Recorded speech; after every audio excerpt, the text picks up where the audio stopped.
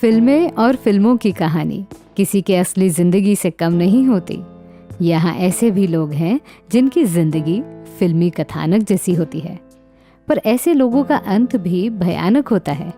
पर जैसे कि एक फिल्म का अंत हैप्पी एंडिंग के साथ होता है, वैसे ही कुछ नसीबवान लोगों के जीवन का अंत भी सुखमय साबित होता है।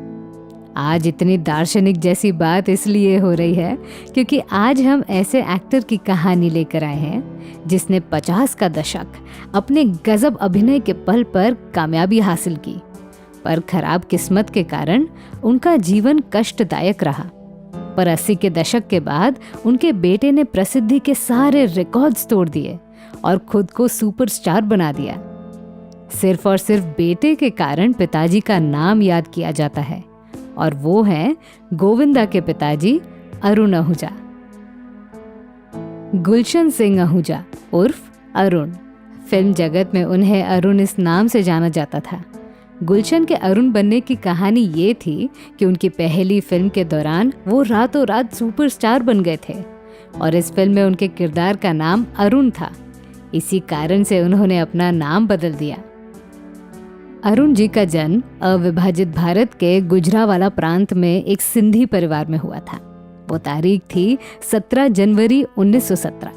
उनके परिवार के बारे में ज़्यादा जानकारी उपलब्ध नहीं है, पर कहा जाता है कि लाहौर में रहते हुए उन्होंने मुगलपुरा इंजीनियरिंग कॉलेज से डिग्री ली थी।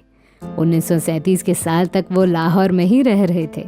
वहाँ स्टेज शो करने के अलावा उन्होंने फुटबॉल में दिलचस्पी ली थी। अरुण को एक्टिंग में अच्छी रुचि थी, पर फिल्म जगत से उनका कोई नाता नहीं था।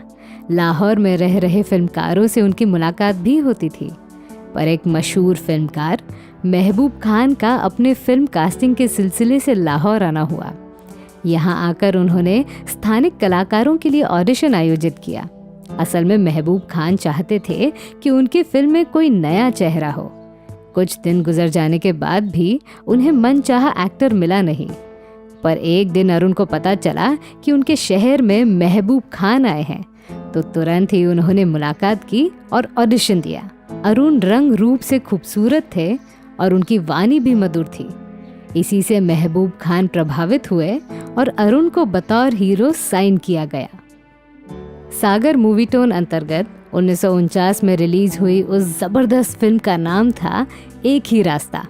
पर एक बात आपको बता दूं कि उस जमाने में एक्टर का सिंगर होना जरूरी होता था। भाग्य से अरुण को संगीत का भी ज्ञान था। इसी फिल्म में उन्होंने गायिका माया बैनर्जी के साथ गाना भी गाया था। एक ही रास्ता के रिलीज के बाद न सिर्फ अरुण रातों रात प्रसिद्धि के झोंके में आए, बल्कि अभिनेता शेख मुख्तार ने भी अपने अभिनय क्षेत्र की शुरुआत की।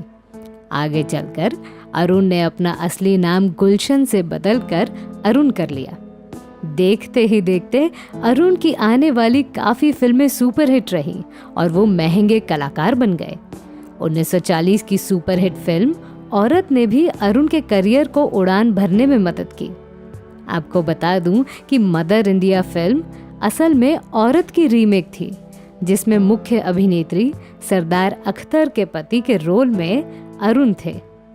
जब औरत फिल्म को फिर से बनाया गया, तब अरुण का किरदार राजकुमार ने निभाया था। औरत के बाद 1941 की बम्बई की सैर भी सुपरहिट रही। उसके बाद 1942 की रिटर्न ऑफ तूफान मेल ने बॉक्स ऑफिस के सारे रिकॉर्ड्स तोड़ दिए।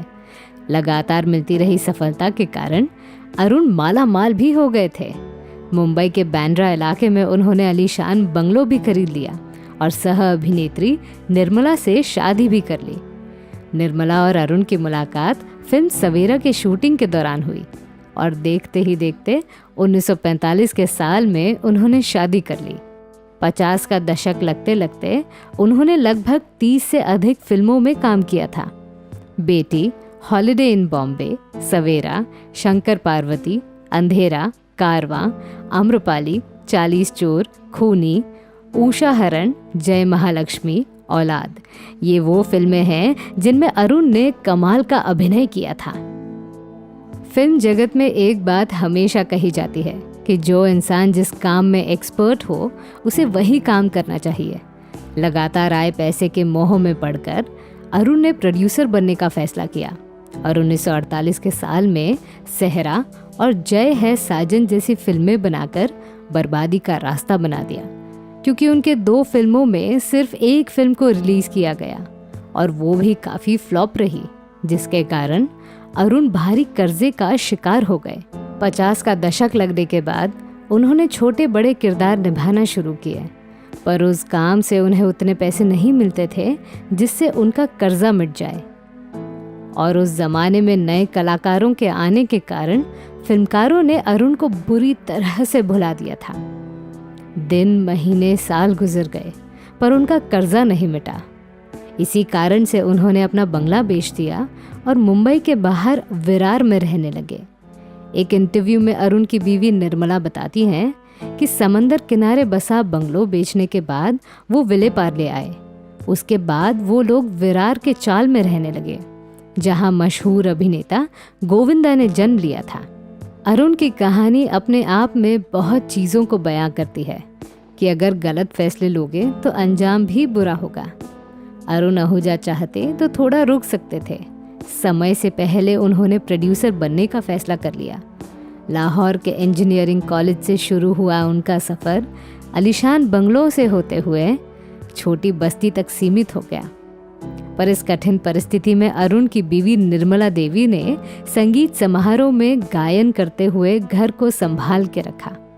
और जब गोविंदा ने फिल्मों में काम करना शुरू किया तब उनके परिवार का नसीब एक और बार चमकने लगा। अरुण आहूजा के गलत फैसलों के कारण 90 के दशक में बहुत सारी अफवाहें भी आने लगी कि अरुण आहूजा इस हद तक गरीब थे कि गोविंदा की पढ़ाई लिखाई नहीं हो पाई। पर इस पर निर्मला कहती हैं कि गोविंदा ने बीकॉम तक पढ़ाई की थी।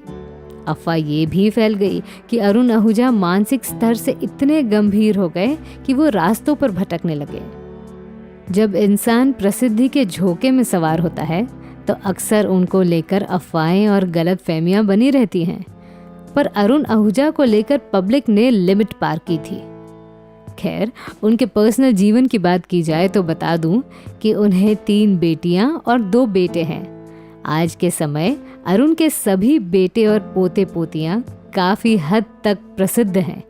उनमें गोविंदा और मशहूर कॉमेडियन कृष्णा अभिषेक का नाम सबसे ऊपर आता है। अरुण आहूजा का अंत समय भी काफ़ी कठिन रहा। 1996 में पत्नी के निधन के बाद 1998 में अरुण ने भी आखिरी सांस ली थी।